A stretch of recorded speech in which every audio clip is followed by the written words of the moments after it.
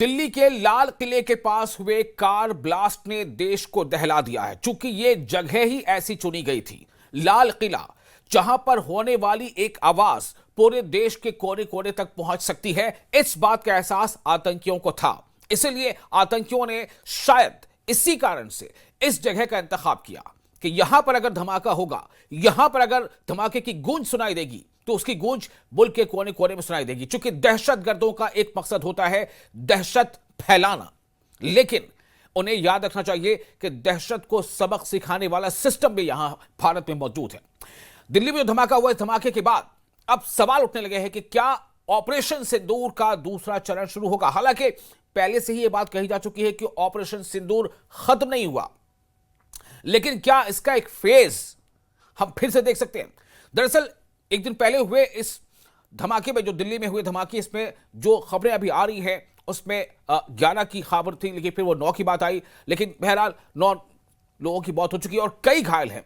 घटना के बाद मंगलवार सुबह गृह मंत्री अमित शाह ने अपने आवास पर एक उच्च स्तरीय बैठक की और इस बैठक में गृह सचिव, खुफिया ब्यूरो के निदेशक, दिल्ली पुलिस कमिश्नर, जम्मू कश्मीर के डीजीपी वीडियो लिंक से जुड़े थे और एनआईए समेत कई एजेंसियों के अधिकारी मौजूद रहे। बैठक के बाद जांच की जिम्मेदारी एनआईए को सौंप दी गई है। दोपहर में फिर गृह मंत्रालय में दूसरी बैठक हुई।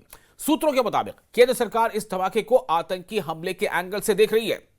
वहीं एक बैठक जम्मू कश्मीर में भी हुई है, जहां पर एलजी मनोज सिन्हा की अध्यक्षता में एक बैठक हुई और वहां के जो अभी मौजूदा सुरक्षा की जो स्थिति, उसकी समीक्षा की गई। सबसे बड़ा सवाल यह है कि क्या यह सिर्फ एक सिरा था जिसका अंजाम दिल्ली में देखा गया? क्या इसके कई सिरे हैं? क्या जो इससे पहले कार्रवाई हुई और फरीदाबाद में, हरियाणा में जो काफी बड़ी मात्रा में जो विस्फोटक बरामद किया गया, क्या इसके तमाम एंगल्स को खंगाला जा चुका है? क्या अभी भी कुछ ऐसी आशंका है कि कुछ ऐसी हरकत, कुछ ऐसी नापाक कार्रवाई क्या आतंकी अंजाम दे सकते हैं? ऐसे कई सवाल हैं और उससे बड़ी बात यह है कि इसमें फिर एक बार सरहद के पार तार जुड़ते नजर आ रहे हैं। यानी अगर इसमें पाकिस्तान का कनेक्शन है तो क्या सवाल यह पैदा होता है कि ऑपरेशन सिंदूर एक बार फिर हम देखेंगे? ऐसे कई सवाल हैं। हम सीधे रुख करते हैं अपने मेहमानों का। हम आपको बता दें कि हमारे साथ बहुत खास मेहमान जुड़े हैं इस पैनल में। आज तेजिंदर सिंह सोढी हमारे साथ मौजूद हैं, सीनियर एडिटर न्यूज 18 JKLH। इसके अलावा कैप्टन अनिल गौड़ हैं, रिटायर्ड डिफेंस एक्सपर्ट हैं, उनसे हम बातचीत करेंगे। राजन जम्वाल हैं, डिफेंस एक्सपर्ट, वो हमारे साथ मौजूद हैं। और AK Jain, farmer DGP Uttar Pradesh. आप तमाम लोगों का बहुत बहुत स्वागत है। मैं सबसे पहले तेजिंदर सोढी आपके पास आना चाहूंगा ताकि एक स्टॉक ऑफ सिचुएशन, यानी कल से लेकर आज तक जो कुछ हुआ है, जो डेवलपमेंट्स है, वो पहले मैं चाहता हूं कि दर्शक आपसे सुन लें। उसके बाद फिर अपने मेहमान जो है एक्सपर्ट, उनसे हम बातचीत करेंगे। जी देखिए विशाल, जिस तरह से कल ये जो आतंकी हमला हुआ है दिल्ली में लाल किले के बाहर, जिसमें लगभग 11 लोगों की जान चली गई है, इसके अभी तक जो इन्फॉर्मेशन मिली है, जैश ए मोहम्मद का मॉड्यूल था जिसने ये आतंकी हमले को अंजाम दिया और इसका मकसद ये था कि आतंक को रिवाइव करना, जैश ए मोहम्मद के मॉड्यूल को रिवाइव करना। और लाल किला, जैसे हम पहले भी बात कर चुके हैं, इसलिए चुना गया है कि उनकी देश की सॉवरेनिटी का प्रतीक है और शाम का टाइम इसलिए चुना गया था क्योंकि वहां पर भीड़ ज्यादा होती है। अभी माना यह जा रहा है कि कल सुबह जो रेड्स हुई थी हरियाणा में, जहां पर लगभग 2900 किलोग्राम के करीब एक्सप्लोजिव्स बरामद हुए थे, वो कहीं ना कहीं एक प्रीकर्सर था इस आतंकी हमले का। क्योंकि आतंकवादी जिसने, डॉक्टर उमर, जिसने माना ये जा रहा है कि ये विस्फोट को अंजाम दिया, अब वो बौखलाहट में था क्योंकि उसे ये लग रहा था कि उनका मॉड्यूल जो है वो पुलिस ने बस्ट कर दिया है और उसे भी किसी वक्त अरेस्ट किया जाएगा। तो उससे पहले उसने ये आतंकी हमले को अंजाम दिया ताकि ज्यादा से ज्यादा कैजुअलिटी जो हो वो इस आतंकी हमले में हो। अब सिक्योरिटी एजेंसीज जो हैं वो ये छानबीन कर रही हैं, क्या कोई और स्लीपर सेल है जो इसके साथ जुड़ा हुआ है, क्या कहीं और इस आतंकी जो तार हैं वो जुड़े हुए हैं। देखिए, मैं फिर ये ऐड करना चाहूंगा, देख लीजिए, कल एक रात को आतंकी हमला होता है जिसमें बेगुनाह 12 लोग मारे जाते हैं और 28 के करीब लोग जख्मी होते हैं, लेकिन पूरा क्रेडिट सिक्योरिटी एजेंसीज को, पुलिस को जाता है, क्योंकि 2900 किलोग्राम अगर एक्सप्लोजिव्स, अमोनियम नाइट्रेट और बाकी एक्सप्लोजिव्स पकड़े गए हैं, तो आप ये सोच लीजिए कि आतंकवादियों का कितना बड़ा मंसूबा जो है वो विफल कर लिया है सुरक्षा एजेंसियों ने। क्योंकि अगर ये 2900 किलो विस्फोटक देश के अलग अलग इलाकों में यूज किया जाता है इन आतंकवादियों द्वारा, तो आप अंदाजा नहीं लगा सकते हैं कि कितनी कैजुअलिटी हो सकती थी। लेकिन इतनी बड़े आतंकी हमले को विफल किया है सिक्योरिटी एजेंसीज ने, तो एक बहुत बड़ी कामयाबी है। हालांकि आज जिस तरह से होम मिनिस्टर अमित शाह ने दो सिक्योरिटी रिव्यू मीटिंग लिए, शाम की जो सिक्योरिटी रिव्यू मीटिंग उन्होंने ली, ये कड़े निर्देश दे दिए हैं कि इस आतंकवादी जो घटना है इसकी जड़ तक जाना है, और इसके पीछे जो लोग मुलविस हैं, जहां पर भी छुपे हुए हैं, उन्हें निकालना है और उन्हें पूरी सजा जो है वो देनी है। जी विशाल जी। अब मैं इस पे जरा और आगे बात करना चाहूंगा। कैप्टन अनिल गौड़ हमारे साथ मौजूद है। कैप्टन साहब, मेरा सवाल आपसे यही होगा कि आप किस तरह से देखते हैं, बेशक इसमें कोई दो राय नहीं है कि ये एक बड़ा कारनामा उस एंगल से है कि जैसा अभी तेंदर जी ने बताया कि तकरीबन 29 मतलब काफी बड़ी मात्रा में जो है एक्सप्लोसिव हरियाणा के फरीदाबाद से जो है वो जब्त किया गया, पता चल गया वक्त रहते, वरना पता नहीं क्या हाल हो सकता था अगर वो उस अपने नापाक इरादे को अंजाम देने में कामयाब हो जाते।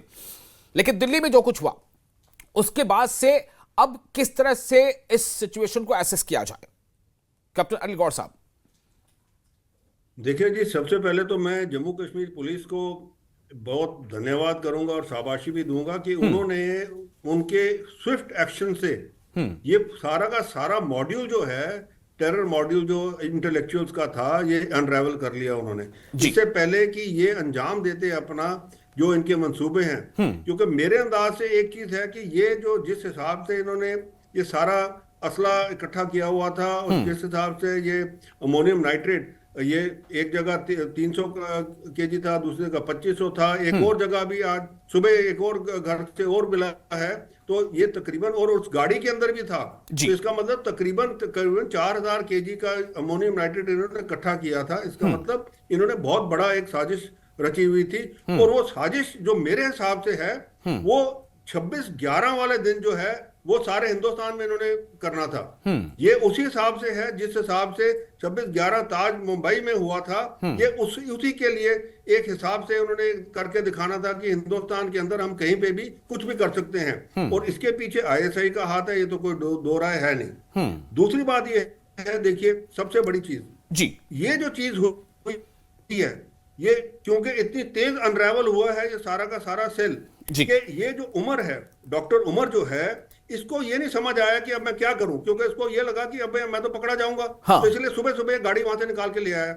अब ये गाड़ी के अंदर ये बॉम्ब वगैरह सारा तैयार था, सब कुछ था। इन्होंने ये गाड़ी जो है कोई ऐसी जगह पार करनी थी जहां से इसके अंदर मैक्सिमम कैजुअलिटी हो। अब हुआ क्या है कि क्योंकि ये एकदम अनट्रैवल हुआ है सारा कुछ, एक के बाद रेड चलते गए हैं। उमर के पीछे भी उसको लगा कि मेरे पीछे है, तो ये पहले आगे आपने देखा मेट्रो स्टेशन के अंदर से गाड़ी रख दी, उसके बाद में निकला बाहर। और मेरे को जो लगता है ये कोई सुसाइड बॉम्बर नहीं बना हुआ था, ये एक्सीडेंटल ब्लास्ट हो गया उसके अंदर उधर, क्योंकि इनका जो मंसूबा था वो ऐसी जगह करना था कि कम से कम वहां 50-100 आदमी मर जाते, काफी ज्यादा और नुकसान होता। पर प्रोविडेंस कह लीजिए आप, भगवान की दया कहिए कि ये यहाँ पे हो गया, लोगों की जाने गई हैं, 8-9 लोग जो हैं वो उसी टाइम जो हैं हो गए, खत्म हो गए, और बाकी 10-11 जो हैं वो जख्मी हैं, पर ये बहुत कम हुए। अब चीज ये है कि अभी सारी तारें खुल रही हैं जी। सबसे पहले देखिए, मैं अभी एक और दूसरे चैनल में था, उन्होंने एक सवाल पूछा था, जी ये बताइए ये जो जिहादी मेंटालिटी है इसका क्या किया जाए। तो मेरा एक ही सवाल था, मैंने एक ही जवाब दिया उनको। मैंने कहा देखिए, मैं जब 90 के दशक से जब कश्मीर घाटी के अंदर ये टेररिज्म फैल रहा था, तो मैंने तब भी कहा था कि जितने मदरसे हैं उनकी शनाख्त की जाए, उनके मौलवियों की शनाख्त की जाए, क्योंकि इस सेल में भी एक मौलवी भी है, और इसकी शनाख्त की जाए कि ये क्या पढ़ा रहे हैं वहां पे, किस तरीके से ये पढ़ा रहे हैं और क्या क्या बोल रहे हैं उनको बच्चों को, क्या कैसे रेडिकलाइज कर रहे हैं, क्योंकि रेडिकलाइजेशन जो है वो सारी वहां से हो रही है। और ये जब तक आप नहीं बंद करेंगे ये सारा कुछ चलता रहेगा, चाहे वो डॉक्टर बने चाहे इंजीनियर बने, क्योंकि बचपन में उसने जो सीख लिया, वो 7-10 साल की उम्र में उसने जो जाके मदरसे में सीख लिया, वो उसके साथ ही चलता रहेगा। उसके अंदर कोई ये बिल्कुल, मैं इसके सेकंड इसके दूसरे हिस्से में फिर इस पर चर्चा करेंगे हम लोग। ये जो सारा सेल जी बिल्कुल मैं इसके दूसरे हिस्से में चर्चा करेंगे। मैं आपके पास फिर आता हूँ। बिल्कुल, थोड़ा कुछ सवाल अभी ले लेते हैं जो पहले राउंड में। राम साहब, ए.के. जैन साहब हमारे साथ मौजूद हैं, फॉर्मर डीजीपी उत्तर प्रदेश के। ए.के. जैन साहब, आप इस पूरी सिचुएशन को कैसे असेस करेंगे? What will be your first reaction? जो कुछ कल सुबह से हमने देखा, किस तरह से प्लॉट को बस्ट किया गया, हरियाणा में बस्ट किया गया, कई गिरफ्तारियां हो चुकी थी। इस धमाके से पहले 7-8 गिरफ्तारियां हो चुकी थी, लेकिन आखिरकार ये धमाका इन्होंने दिल्ली में तो कर ही दिया बहरहाल। लेकिन एक बड़ी कामयाबी भी है, एक जो बताया जा रहा है कि कहीं ना कहीं जल्दबाजी में या फिर जो है वो परेशानी या बेचैनी में उसने ऐसा कर दिया। मैं चाहता हूं कि आप ये बताएं कि इसको कैसे देखा जाए, कैसे एसेस करेंगे आप इसे? देखिए, शुरुआत होती है इसकी जी। ये आदिल जो है, ये सड़कों पे दीवारों के ऊपर पोस्टर्स चिपका रहा था जी। जैश ए मोहम्मद के फेवर में। जी। उसकी छानबीन की गई, उसको गंभीरता से लोकल पुलिस ने लिया और उन्होंने सीसीटीवीज वगैरह को स्कैन करके पता लगाया कि ये डॉक्टर आदिल का काम है। आदिल की गिरफ्तारी हुई। आदिल की गिरफ्तारी होने के बाद ये पूरा मॉड्यूल जो है वो बस्ट हुआ। जी। फरीदाबाद में रेड्स हुई, फिर उसके बाद तक 6-7 अरेस्ट हो चुकी हैं। अफसोस की बात यह है कि पढ़े लिखे लोग इसमें, जो कि डॉक्टर्स हैं जिनका काम है पब्लिक की जान बचाना, जी, वो इसमें लिप्त पाए गए हैं। ये बहुत ही अफसोसजनक है। और किस प्रकार से ये रेडिकलाइज हो गए, क्या इनको परेशानी थी, किसने रेडिकलाइज किया, अभी बहुत सी चीजें जो हैं वो पब्लिक डोमेन में आनी बाकी है। जी। सब पे जांच चल रही है। जो अगर मेरा ये मानना है कि अगर फरीदाबाद का ये ऑपरेशन ना हुआ होता जी, और ये धरपकड़ पूरे जे.एंड.के में और हरियाणा में और अन्य स्थानों पे ना की गई होती, क्योंकि ये इतनी महत्वपूर्ण घटना है कि इसको लेकर सारी एजेंसी सहयोग कर रही हैं, दिल्ली पुलिस का, जे.एंड.के पुलिस का, जी, क्योंकि सब ये चाहते हैं कि उनके यहाँ इस प्रकार के एलिमेंट ना पनपने पाए। यूपी की एटीएस भी जगह जगह छापेमारी कर रही है। जी। तो ये जो घटना, अगर ये फरीदाबाद में रिकवरीज ना हुई होती जी, तो मैं नहीं समझता कि कल ये घटना होती। जी, या तो ये एक्सीडेंटल ब्लास्ट है, ये लेके जा रहा था और इसको गलती से ये ब्लास्ट हो गया, क्योंकि इसमें अब वो डीएनए लिया गया है। जी, पता चलेगा कि इसमें गाड़ी के अंदर कितने सवार थे, कितने गाड़ी के अंदर बैठे थे जी, जब ये ब्लास्ट हुआ है, जी, क्योंकि उसमें से किसी के बचने का कोई काम ही नहीं है। तो अब पता चलेगा कि ये फिदायीन हमलावर थे या ये सुसाइड बॉम्बर्स थे या ये गलती से एक्सीडेंटल ब्लास्ट हुआ है। तो इन सब के ऊपर पूरी छानबीन अभी चल रही है। अभी तो इसमें बहुत बहुत इसको डेवलप करना शेष है। अभी तो ये एविडेंस बेस्ड ये इन्वेस्टिगेशंस होते हैं और इसमें सारी डिजिटल एविडेंस सब पूरी निकालनी होगी, लैपटॉप से, मोबाइल से, कि किस किस के टच में थे, कब कब से थे, किसने रेडिकलाइज किया, कहाँ कहाँ से इतना सब मटेरियल, एक्सप्लोसिव मटेरियल और वेपन्स और इतना सामान आया। ये अभी तो ये महीनों इन्वेस्टिगेशन चलेगा और अभी तो इसमें बहुत सी गिरफ्तारियां होनी शेष है। ठीक है। तो जैन साहब ने भी ये फर्स्ट अपना जो रिएक्शन है वो दिया है। मैं अब रुख करूंगा डिफेंस एक्सपर्ट राजन जम्वाल साहब का। राजन साहब, अब मैं चाहता हूं कि आप भी अपने तौर पर इसे बताएं कि ये जो कुछ हुआ है वो कैसे हो पाया। और कई बार जम्मू कश्मीर में अक्सर ऐसी जो घटनाएं अगर हो जाया करती हैं तो हम ये कहते हैं कि भाई वो बॉर्डर एरिया है और वहाँ पर जो है वो आतंकी घटनाएं हो जाती हैं। 10 बार वो कोशिश करते हैं तो एक बार शायद वो कामयाब भी हो जाते हैं। लेकिन अगर ये हरियाणा में बस्ट कर लिया गया, जम्मू कश्मीर में इतने बड़े पैमाने पर वहाँ पर जो है छापे मारे गए, ब्लास्ट से पहले 7-8 जो है वो गिरफ्तारियां हो चुकी थी, दिल्ली में वो कैसे कामयाब हो गया ब्लास्ट करने में? देखिए, जब आप ये बात करते हैं ना, अभी अपने कैप्टन गौर ने भी बात करी कि भी इंडोक्ट्रिनेशन, रेडिकलाइजेशन, मैं इसको जनरेशनल इंडोक्ट्रिनेशन बोलता हूँ जी। ये 2 दिन 4 दिन में नहीं हुआ है। हाँ, ये 1947 से लगातार चल रहा है और अब इस स्टेज पे पहुंच गया था रात से 8-10 साल पहले ही कि वो बच्चा डॉक्टर बने, इंजीनियर बने, बड़ा मीडिया मुगल बने या कुछ भी बने, का जो बेस है, जो उसका वो फैनेटिज्म, वो वहाबिज्म उसके अंदर कन कन में समा चुका है। तो ये मतलब एक किस्म की वो, लेकिन जमाल सर, राजन सर, हमने अभी देखा था जम्मू कश्मीर में जब बैसरन में जो वहां पर जो हमला हुआ था जिसमें 26 कीमती जानें चली गई थी, हमने देखा था जम्मू कश्मीर में लोग सड़कों पर निकल आए थे। सब घरों से बाहर निकल आए, औरतें, बच्चे, बूढ़े, सब, और सब ने एक जबान होकर के इस एक्ट को कंडेम किया था। तो ये भी तो हम देख पा रहे हैं ना। ये बिल्कुल बिल्कुल, देखिए ये जो जनरेशनल इंडोक्ट्रिनेशन हुआ है, हाँ, ये एक क्रॉस बोर्ड हुआ है जी। फिर पिछले काफी सालों से काफी लोग निकल आए इन द सेंस कि उनको लगा कि भी हमको बेवकूफ बनाया गया है दिस थिंग, एंड ये लोग उसमें से काफी लोग निकल आए, पर एक बड़ा तबका अभी भी है जो उनके साथ है। जहां तक आप बात करते हो कि लोग सड़कों पे निकल आए, देखिए पहलगाम ने क्या किया। पहलगाम ने 26 हमारी कैजुअलिटीज करी, शहीद हुए लोग, पर अंडरबेली हिट होगी कश्मीर की, पेट पे लात पड़ी है कश्मीर के। तो लोगों का बाहर निकलना बिल्कुल संभव था। That is a time they realised कि यार ये तो, आज आप जाके देखिए क्या है कश्मीर में। मैं कल ही कश्मीर से आया हूं, जो होटल 6000 में जाता था आज 1500 से 2000 में जा रहा है। जो शिकारे वाला 2000 लेता था आज वो 300 रुपए में जाने को तैयार है। मतलब पेट पे जब लात पड़ती है तो सब बाहर आते हैं। आप उसको गलत सिग्नल मत लीजिए। देखो दे मतलब बाहर निकले, बिल्कुल सही बात है, और निकले क्योंकि बिजनेस हिट हुआ है। बिजनेस हिट हुआ है। आई होप बिजनेस फिर रिवाइव हो जाए। आई होप बिजनेस फिर रिवाइव हो जाए। पर एक बड़ा तबका अभी भी है जो डेस्परेटली रेडिकलाइज्ड है। उसके लिए हमको एक डेडिकेटेड डी रेडिकलाइजेशन चलानी पड़ेगी। सारी रेडिकलाइजेशन अपना मौलवी और ये जो मतलब इस टाइप के लोग हैं वो करते हैं। तो मेरे को एक समझ नहीं आता कि एक सबसे बड़ा अच्छा कानून है misuse of religious places act 1988। बड़ा अच्छा कानून, बिल्कुल क्लियर है कि जिस रिलीजियस प्लेस पे इररिस्पेक्टेड, मंदिर हो, गुरुद्वारा हो, मस्जिद हो, अगर कोई पॉलिटिकल या एंटी इंडिया कुछ स्पीच दी जाती है, वो उसकी मैनेजमेंट का फर्ज है कि नियरेस्ट पुलिस स्टेशन में दाखिल करे, किसने दिया, क्यों किया, कब बोला। नहीं तो police to seal that place. ये क्यों नहीं इस्तेमाल किया जा रहा, मेरे को समझ ही नहीं आती है। Misuse of religious places act 1988 आप चेक करके देखिए, ब्यूटीफुल पीस ऑफ लेजिस्लेशन।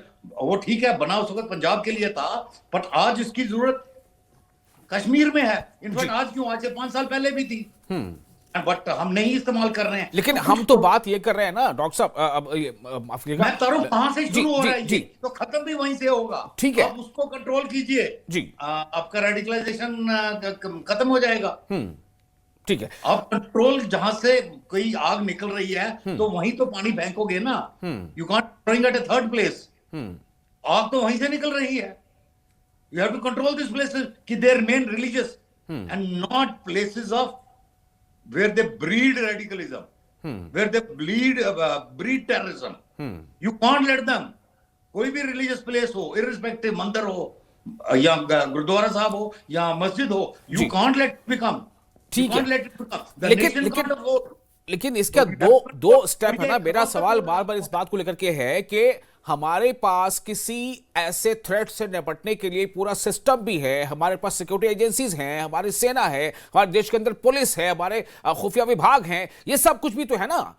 तो इसमें भी तो कुछ काम कर रहे हैं ना। और जैसा हम लोग जिक्र कर भी रहे हैं कि काफी बड़ी कामयाबी हासिल की, फरीदाबाद में इतनी बड़ी मात्रा में एक्सप्लोसिव जो है वो जब्त कर लिया गया, डिटेंशन भी हो गई। लेकिन इस पार्ट पर भी काम बेशक किया जा रहा है। इसी बात को तो वहां पर एलजी मनोज सिन्हा भी बार बार कहते रहे हैं कि अभी जो लोग ऐसे भी हैं जो दिखाई नहीं देते या समझ में नहीं आता कि शायद ये वैसी किसी सोच के हैं, इनके कुछ मंसूबे ऐसे हैं, वो व्हाइट कॉलर जॉब में है या व्हाइट कॉलर दिखते हैं, लेकिन वो भी ऐसे हो सकते हैं। ऐसे कईयों के खिलाफ वहां पर एक्शन हो चुका है, उन्हें सरकारी नौकरियों से बर्खास्त किया गया है। तेजिंदर जी, मैं आपके पास फिर से एक बार आना चाहता हूं। दो इसके पहलू हैं, एक है कि बीमारी पनप कैसे रही है और एक है कि बीमारी को हम पनप से रोके कैसे, बीमारी हो गई तो उसका इलाज कैसे करें। तो अभी किस स्टेज में हम देखते हैं इसे? और देखिए विशाल, सबसे पहले तो मैं ये कहूँगा, आप जिस तरह आपने भी इस बात को छेड़ा कि जम्मू कश्मीर प्रशासन जो है एलजी मनोज सिन्हा के अंडर, उसने पिछले 5 सालों में एक इम्पॉर्टेंट स्टेप लिया है कि ये जितने भी वाइट कॉलर लोग हैं जो आतंकवाद में मुलविस थे उनकी सर्विसेज टर्मिनेट की हैं। जी। अभी तक लगभग 80 के करीब ऐसे लोग हैं, और उसमें कई डॉक्टर भी हैं। अगर आपको याद होगा आसिया नीलोफर वाला केस, जिसमें डॉक्टर्स ने हालात खराब करने के लिए गलत रिपोर्ट दी थी, उन डॉक्टर्स की सर्विसेज भी टर्मिनेट की। जी। लेकिन अफसोस की बात ये रहती है, कश्मीर बेस्ड पॉलिटिकल पार्टीज, जिसमें नेशनल कॉन्फ्रेंस है, पीडीपी है, उन्होंने बहुत शोर मचाया कि देखिए जी, जो सरकारी नौकरियों में लोग हैं उन्हें निकाला जा रहा है, उन पे एक्शन लिया जा रहा है, ये गलत है। देखिए आज जब वही जो डॉक्टर जो सरकारी खर्चे पे, आप देखिए आपके और मेरे टैक्स पेयर मनी पे ये लोगों ने एमबीबीएस की ट्रेनिंग की है। ये government medical college Srinagar, government medical college Anantnag के छात्र रहे हैं, वहां पर इन्होंने एमबीबीएस किया है। वहां पर किनका पैसा है? आपका और मेरा, tax payer money, tax payer का पैसा। इन लोगों ने उससे अपनी डिग्रियां की, लेकिन इनकी सोच क्या थी, मानसिकता क्या थी? प्रो पाकिस्तान, पाकिस्तान के फेवर में, और उन्हीं टैक्स पेयर्स को इन्होंने मारा। लगभग 12 बेगुनाह लोगों को मार दिया, 28 जख्मी हैं। तो इन पॉलिटिकल पार्टीज को आज इंट्रोस्पेक्ट करना चाहिए कि जब इन आतंकवादियों पे, आतंकवादी समर्थकों पे एक्शन लिया जाता है, तब तो आप अपोज करते हैं, तब आप ऑब्जेक्शन रेज करते हैं। लेकिन जब यही लोग आतंकवादी घटनाओं को अंजाम देते हैं तो क्यों सांप सूंघ जाता है? आज वो पॉलिटिकल पार्टीज कहां हैं? क्योंकि देखिए जब रेडिकलाइजेशन की बात होती है तो कहीं ना कहीं ये पॉलिटिकल पार्टीज जो हैं, कहीं ना कहीं इनकी भी जिम्मेदारी है कि ये कश्मीरी यूथ के साथ खड़े हों, देश के साथ खड़े हों, और जब उन आतंकवादी एलिमेंट्स पे एक्शन लिया जाता है तब ये देश के साथ खड़े हों।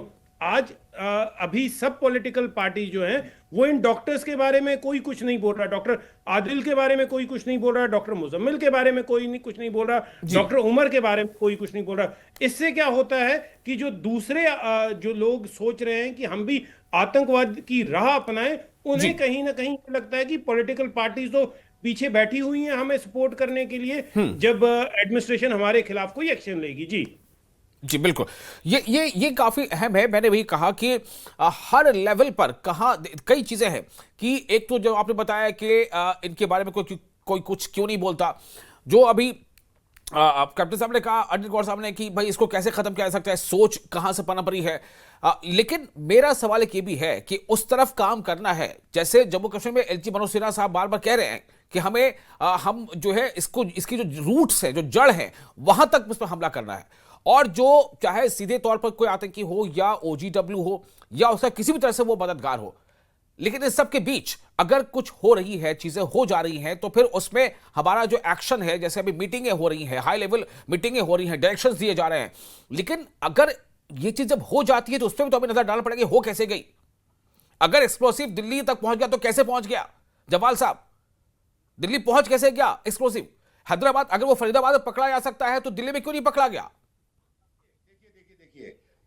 हमारी पुलिस इस वक्त मैन पावर इंटेंसिव है। आप बताइए कैसे एक्सप्लोजिव पकड़ेंगे? क्या आपकी पुलिस के पास एक्सप्लोजिव वेपन डिटेक्टर्स हैं? इस वक्त 25-30 लाख का आता है एक वो टेक्नोलॉजी है। आप तलाशी करते हैं, क्या फिजिकली पॉसिबल है हर गाड़ी की लगातार हर 5 किलोमीटर के ऊपर तलाशी करना? आपने इंट्रोड्यूस करी टेक्नोलॉजी वेपर डिटेक्शन। आप एयरपोर्ट पे जाते हैं, आप यूएस के एयरपोर्ट और अपने एयरपोर्ट में अंतर नहीं देखते हैं। आपको कितना टाइम लगता है? वो तलाशी पे सारा कुछ मुनस्सर है। उधर आप सिर्फ वॉक करते हैं, आपके अंदर कुछ भी है बॉडी स्कैनर में आ जाता है। अगर आप थोड़ा 1 ग्राम भी एक्सप्लोसिव होगा, उसका स्कैनर टीटी करना शुरू कर देता है। वेयर आप अभी भी मेटल डिटेक्टर लेके घूम रहे हैं। तो मतलब आपके you have not inducted the right technologies. Policing अभी भी लॉ एनफोर्समेंट है जी। पुलिस का मतलब ये जो काम है टेररिस्ट को पकड़ना या नजर रखना, ये उसके काम में एक बड़ा छोटा हिस्सा है। बड़ा हिस्सा law and order, man power की कमी है। वो एक एसएचओ मतलब उतने आदमियों के साथ उतने इलाके में लॉ एंड ऑर्डर मेंटेन कर ले, कहते इतना बहुत है। तो हर एक के ऊपर नजर रखना, ये करना वो करना जो हम उससे एक्सपेक्ट करते हैं, it is physically not possible. Neither he is equipped, neither he is trained. तो काफी रिफॉर्म्स की जरूरत है, नई टेक्नोलॉजी इंडक्ट करने की जरूरत है। इनफैक्ट जैन साहब इस पे मेरे से शायद ज्यादा बेहतर बोल सके, बट वो भी मानेंगे कि रिफॉर्म्स की जरूरत है। You have to empower them more. ठीक है, मतलब बहुत कुछ करने की जरूरत है, रोका जा सकता है। अब अमोनियम नाइट्रेट की बात करते हो, अमोनियम नाइट्रेट एक फर्टिलाइजर है, आपको पता है, नाइट्रोजन बेस्ड। वो किसी भी दुकान से, जो लाइसेंस शुदा दुकानें हैं जी उन पे बिकता है। जी ये कश्मीर से ले जाने की जरूरत नहीं है उसको, या दिल्ली से। वो किसी अपनी जमीन का कागज दिखा के कि मेरे पास 10 कनाल जमीन है, जी उसको एक क्वांटिटी अलॉट हो जाती है, उतनी बोरियां उठा के घर ले जाएगा। जी आप इसको कैसे रोकोगे? ऑब्वियसली उन्होंने 50 फार्मर से खरीदा है वो एंड ये बारूद बनता है। जब ये इसके साथ ऐसे आपने आरडीएक्स मिक्स कर दिया तो एमट्रेक्स करके बारूद बनता है। जब इसमें टीएनटी मिक्स करोगे एमटॉल करके बारूद बनता है, हाई एक्सप्लोजिव। अपने आप में ये सिर्फ इंसिडरी है। इंसिडरी मतलब जो आग, ठीक है, ज्वलनशील जी पदार्थ जी होता है, ये वो है। सो इसकी प्रोक्योरमेंट ज्यादा मुश्किल नहीं है, and you physically cannot unload every vehicle that comes into Delhi and do it unless you have this equipment. So इसमें मतलब मैं इसको कोई पुलिस की वो नहीं मानता कि भी कमजोरी है, कोई चूक नहीं है, बिल्कुल जी। वो जी जो जितना उनके पास मैन पावर और इक्विपमेंट जी और जो है उसमें बहुत बढ़िया काम कर रहे हैं। बिल्कुल। अब सवाल यह है कि अब इसमें चूंकि ये भी हमने देखा, जैन साहब मैं चाहूंगा कि इस पर आप थोड़ी रोशनी डालें और साथ ही साथ ये बताएं हमें कि हमने ये पहले भी कहा था, हमारे वजीर आजम ने कहा था, हमारे रक्षा मंत्री ने कहा है कि अगर, चूंकि देखिए इसका लिंक सरहद के उस पार से, ये बात लगभग अब तय है, तो अगर ये सरहद के पार से है और ये दिल्ली तक में उन्होंने ये नापाक अपने इरादे को अंजाम देने की कोशिश की है, तो क्या इसे फिर उस डेफिनेशन के तहत माना जाएगा कि is it act of war? इसे कैसे देखेंगे जैन साहब? देखिए, ये पॉलिटिशियंस का काम है, वो इसको किस प्रकार से लेते हैं।